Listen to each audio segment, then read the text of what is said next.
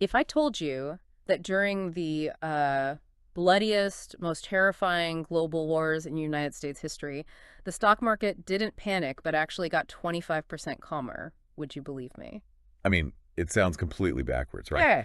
Yeah. We're conditioned to believe that catastrophe must equal financial panic, that the markets simply mirror the existential dread of the daily headlines. Right. But when you actually step into the historical data of extreme macroeconomic chaos, that assumption just totally shatters. It really does. So, welcome to you, the learner, to this custom tailored deep dive. Today, we are fundamentally redefining how you evaluate risk. Our mission is to uncover the bizarre, counterintuitive ways capital markets behave under ultimate stress. Yeah, and we're synthesizing three really fascinating sources to get to the bottom of this. We've got a comprehensive historical entry on the devastating 1973 to 1974 stock market crash. Which is brutal. Oh, absolutely brutal.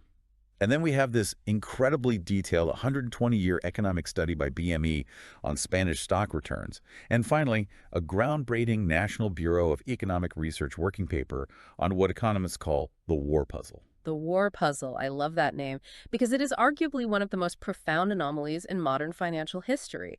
The core thesis we are going to explore today is that institutional stability and the predictable flow of cash matter far more to financial markets than the existential terror of a global conflict. Exactly. But, to really grasp why literal world wars mysteriously calm the market down, we first have to understand the opposite. Right, the baseline. Right. We need to establish what a real bone-crushing financial panic looks like when economic foundations disappear during peacetime. So let's look at the 1970s. Just how bad was that 1973 to 1974 crash compared to the normal market dips we are used to today? Oh, it was devastating. I mean, it triggered the seventh worst bear market in the entire history of the Dow Jones Industrial Average. We're talking about the market losing over 45% of its value in just 694 days. Wow, over 45%. Yeah, and the UK was actually hit even harder. The London Stock Exchange's FT30 index lost a staggering 73% of its value. Wait, 73%? That's almost wiping out the entire market. Basically, yeah. So we aren't talking about a sudden, single day flash crash where a computer algorithm glitches and then bounces back. Not at all. It was a grinding, just agonizing destruction of wealth. And it was driven by a perfect storm of systemic failures. First, you have the collapse of the Bretton Woods system. Right. And for the listener who might not be super familiar, Bretton Woods was the post-World War II framework that tied global currencies to the US dollar and the dollar to gold, right? Precisely. It provided absolute certainty to international trade. But then came the Nixon shock. President Nixon essentially severed that tie to gold. Overnight, the US dollar was devalued. Okay, let's unpack this, because this is so crucial. Imagine building your entire financial house on a solid foundation of fixed exchange rates and cheap energy. You've lived in this house for decades, you know exactly how much the mortgage is, you know what it costs to heat the place. Exactly. Suddenly, without warning, someone pulls both of those foundational pillars right out from under you, because right on top of that currency crisis, the 1973 oil crisis hit. And the mechanics of how this paralyzed the market are what's really crucial here. It proves that systemic ambiguity is the true enemy of capital. When you combine slowing economic growth, the U.S. economy actually contracted by 2.1%. Right. With inflation jumping from 3.4% up to 12.3% by 1974, you create a phenomenon called stagflation. And stagflation basically breaks the market's brain, because it just removes all predictability. Exactly. Think about it from the perspective of an investor or a corporate CEO. You simply do not know how to price your assets when the value of money itself is fluctuating wildly. And the cost of basic inputs like, energy are completely untethered. Right, you can't forecast next quarter's profits because you don't even know what a dollar will be worth in 3 months. Or if you can even afford to turn the lights on at your factory. That vacuum of confidence is exactly what drove the massive sell-offs. But the most brutal detail from the source material isn't just that initial drop, it's the agonizing recovery timeline. On paper, if you look at nominal recovery, it seemed to bounce back eventually. But what about real inflation-adjusted terms? That is where the true damage is visible.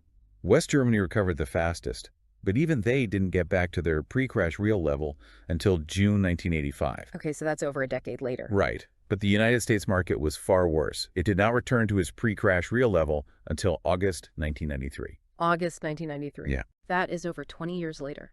2 full decades of lost wealth just waiting to break even purely because peacetime inflation and systemic uncertainty destroyed the foundation of the market. It perfectly illustrates our baseline. Mm. Peacetime ambiguity destroys wealth for a generation.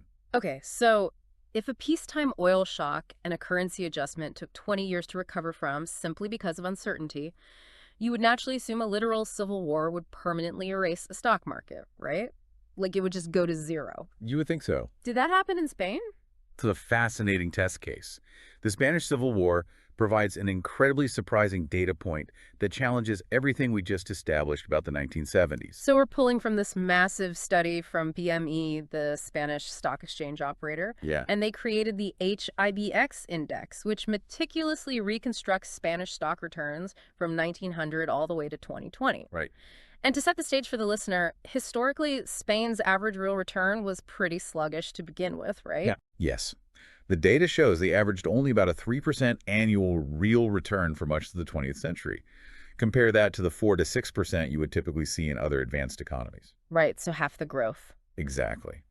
And that underperformance was largely due to a century plagued by continuous war, economic autarky, which is a closed border policy of extreme self-sufficiency, and heavy inflation in the later decades. So it wasn't a robust market to begin with. And then the Spanish Civil War breaks out from 1936 to 1939, and the macroeconomic devastation is just total. How bad was the GDP contraction during that time? The country's GDP contracted by a massive 31.6%. Almost a third of the entire economy was wiped out in 3 years. A third of the economy gone. The country is violently tearing itself apart. Logically, the stock market should go to zero.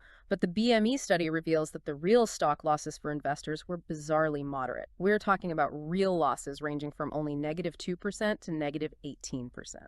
Which is wild. Given the absolute destruction of the nation's physical and economic infrastructure, preserving that much value is almost mathematically impossible. Here's where it gets really interesting, and I have to push back here because how does that actually work? How do you only lose 18% when a third of the country is literally destroyed? Well, because the market mechanism itself was removed. The study highlights that trading was entirely suspended. The markets literally froze in both the Republican and nationalist zones. Wait, so if you literally cannot sell your stocks, you can't crash the market. That sounds like refusing to open your credit card bill so you technically aren't in debt. I mean, it's an absurd concept when you put it like that, but mechanically it functioned exactly like that. The structure for a panic sell-off was disabled. To have a market crash, you need a mechanism for mass capitulation. Right, people need to actually hit the sell button. Exactly. Because the market was frozen, there were no realized losses. Imagine being an investor in 1937. You are holding a paper certificate for a textile factory.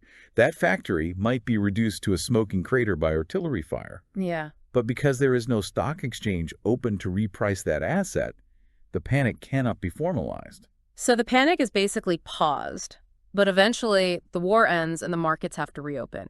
What happens when investors finally get to open that credit card bill? Well, the informal trading networks, the curb markets, started to reopen to the end of the conflict. But by the time the actual mechanisms of trading were available again, the worst of the uncertainty had passed. Oh, Investors were no longer pricing in the destruction of the war. They were already looking ahead and pricing in the post-war recovery. In fact, nominally, stock prices were actually above pre-war levels. that is wild. The assets, the actual ownership of companies still existed on paper, and the inability to panic sell basically saved investors from locking in catastrophic losses. It proves a critical point about institutional design. The physical infrastructure of a nation can be crumbling, but if the financial market structure prevents a run on the bank, wealth can actually be preserved through a catastrophe. Wow. I should note, however, that while a frozen institution saved them from a crash, it didn't create prosperity. The BME study makes it clear that Spain's market only truly modernized and hit those global 7 to 8% real returns much later in the 1980s and 90s after financial liberalization and integration into the European Union. Right, so freezing the market is a survival tactic, not a growth strategy. Exactly. But this sets up our ultimate stress test. Spain avoided extreme volatility by hitting the literal pause button on trading. But what happens in a massive existential global conflict where the stock market stays wide open the entire time? And this brings us to the National Bureau of Economic Research paper and the phenomenon known as Schwartz war puzzle. Right. Back in 1989, a researcher named G. William Schwert noticed an absolute anomaly in the historical data. When you look at the U.S. stock market during wartime and periods of intense global conflict, volatility is consistently 25% lower than during peacetime. It baffled economists. Yeah. It fundamentally contradicts the basic theory of risk. Especially when you consider the psychological reality of World War II. Think about how the U.S. entered that war in December 1941. We are talking about the devastating attack on Pearl Harbor. The Pacific Fleet was crippled. Right. Until the Battle of Midway in mid-1942, military historians widely agree the Axis forces had the absolute upper hand. The existential threat to the United States was terrifyingly real. And the broader macroeconomy reflected that chaos. Inflation, industrial production, the money supply. These metrics were swinging wildly. It looked a lot like the macroeconomic instability of the 1970s. Yeah. Yet the stock market remained eerily calm. The NBER paper solves this puzzle by identifying what they call the military demand channel. The military demand channel. Let's make that concrete for the listener. How massive was this demand? Unprecedented. The U.S. government stepped in and effectively became the ultimate guaranteed customer for corporate America. Massive defense spending completely changes the fundamental nature of corporate forecasting. For example, United Aircraft Corporation saw their sales grow by 1,328% between 1939 and 1944. That is unreal. And IBM grew by 587% just by developing radio types for the military. You had consumer car companies totally shifting operations. Like Chevrolet was running national ads boasting they were shifting from ducks to trucks, meaning they stopped building civilian sedans to just churn out bomber engines and artillery shells. Furthermore, government entities like the Reconstruction Finance Corporation pumped billions of dollars of direct investment into private firms to rapidly build out this industrial capacity. Yep. The government wasn't just buying the products, they were funding the factories to build them. So what does this all mean for the listener trying to understand market risk? Think of corporate America before World War II, like a freelancer hustling for unpredictable gigs in a tough economy. You never know where your next paycheck is coming from, and that uncertainty is incredibly stressful. Yeah, that's a great analogy. Suddenly, Uncle Sam walks into your home office and hands you a 10-year ironclad corporate contract with guaranteed pay. The existential terror of the global war outside your window is still very much there, but your personal financial uncertainty completely vanishes because the checks are guaranteed to clear. That is the exact mechanism at play. And the researchers proved this mathematically using a vector autoregression model, specifically Voltino's VAR model decomposition. Okay, before we lose the listener in vector autoregressions, let's ground that. What exactly is this model doing? It is actually brilliant. The VAR model allows economists to separate market volatility into two distinct buckets. The first bucket is discount rate news. You can think of this as the psychological dread, the fear of the headlines, the changes in investor sentiment, and general risk appetite. Basically the panic over losing the war. Yes. The second bucket is cash flow news. This is the hard mathematical data about a company's actual, tangible future profits. What the model empirically demonstrates is that during World War II, cash flow predictability thoroughly dominated all other market factors. Wow. The absolute certainty of future profits simply crushed the psychological dread of the conflict. So the guaranteed government checks were so loud they basically drowned out the sound of the bombs. The dread was there, but it didn't translate to market panic because investors knew exactly what these companies were going to earn. Uncertainty is what drives a stock price up and down violently. If you remove the uncertainty of profits, you kill the volatility. Precisely. The government had already signed the purchase orders.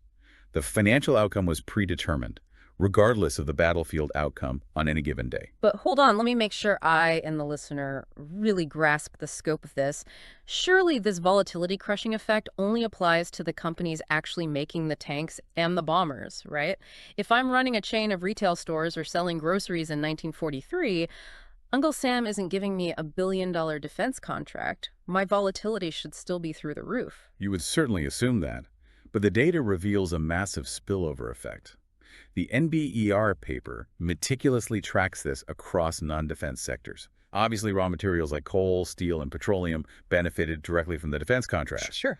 But the research shows that even sectors entirely disconnected from the war effort like retail, apparel, and textiles saw significantly lower volatility. It's like a gold rush. The people pulling the gold out of the river get incredibly rich, sure. But so do the people selling the shovels, the boots, and the beer in the town next door. That is a perfect way to look at it. The entire economy was mobilized. Full employment meant everyday consumers suddenly had stable, reliable income to spend on apparel and retail, even if those specific companies weren't building airplanes. The military demand channel stabilized the entire macroeconomic foundation. Okay, so that perfectly explains the total societal mobilization of the 1940s.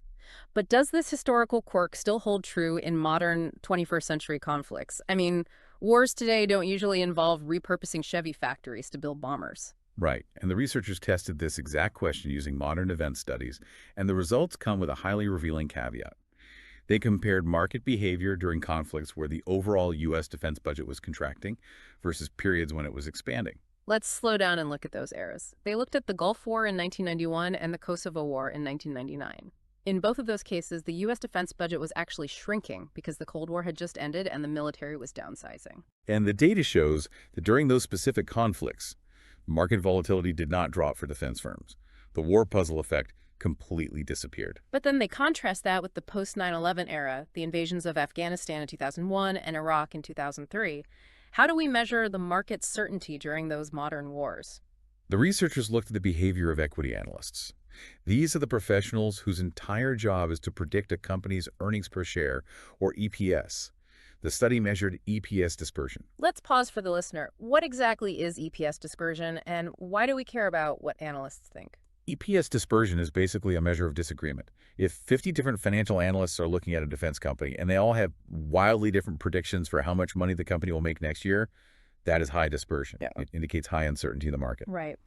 But immediately following 9/11, the EPS forecasts for defense-heavy firms became significantly less dispersed. Meaning, all the different analysts suddenly started agreeing with each other.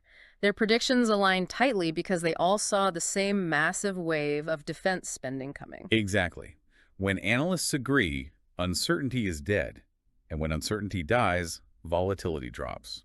So if everyone knows a war brings guaranteed contracts, does the market just automatically price this in the very second a conflict hits the news? Only if they genuinely believe the spending is actually coming. This is why the Gulf War exception is so important. The analysts in 1991 didn't align their forecasts to crush volatility because they knew the 1990s was an era of military downsizing. They knew there was no massive, sustained wave of new government spending coming. So the catalyst that kills market volatility isn't the shooting. It isn't the geopolitical tension or the troops on the ground. It is strictly the expectation of massive, sustained government spending. If the market doesn't expect the government to open its wallet, the war puzzle effect doesn't happen. The action on the battlefield is completely secondary to the action in the Treasury. This has been an absolutely incredible journey. To just briefly recap for you, the learner, we started by looking at a normal peacetime crash in the 1970s. We saw how systemic uncertainty driven by inflation and the collapse of the Bretton Woods currency system caused an agonizing two-decade destruction of real wealth because investors couldn't predict the future. Then we examined the Spanish Civil War, where total macroeconomic devastation was oddly mitigated for investors simply because the market structure froze, physically preventing the mechanics of a panic sell-off. And finally, we solved the war puzzle. We discovered that during open global conflicts like World War II, massive guaranteed government defense spending makes corporate cash flows so completely predictable that it actually makes the U.S. stock market 25% less volatile. The absolute certainty of the government contract acts as a financial shock absorber for the entire economy. So why does all of this matter for your worldview? Why should you care? Because it completely redefines how you should evaluate risk when you are reading the news. The headlines that sound the scariest wars, global conflicts, military mobilizations, often provide the most financial predictability because governments step in with massive capital to take control. Exactly. Meanwhile, the boring, creeping threats, peacetime inflation, the slow collapse of a currency system, regulatory ambiguity, those are the silent killers. Those are what actually destroy wealth for decades. It forces us to separate existential risk from financial risk. And if we take this historical lesson and point it forward, it leaves us with a truly provocative thought to consider. If massive guaranteed government spending is the ultimate killer of market uncertainty, what happens when we apply this lens to the future? What do you mean? Think about the massive challenges of the 21st century. Will massive government-funded mobilization for non-military crises become the new war puzzle? What happens to market volatility when governments inevitably commit trillions of dollars to build green energy infrastructure across the globe? Or when they engage in a massive, federally funded AI development race to maintain global technological supremacy? Will the war puzzle effect kick in for solar panel manufacturers, data centers, and semiconductor companies? Will their market volatility drop by 25% simply because Uncle Sam becomes their guaranteed customer for the next 20 years? History strongly suggests that wherever the government guarantees the cash flow, the volatility disappears. The battlefield might change from literal combat to technological infrastructure, but the mathematical reality of predictable cash flow remains exactly the same. That is something to keep a very close eye on the next time a multi-trillion-dollar spending bill hits the news. Thank you so much for taking this deep dive with us. We hope it completely changed how you look at the next scary headline. Keep questioning the obvious, and we'll catch you next time.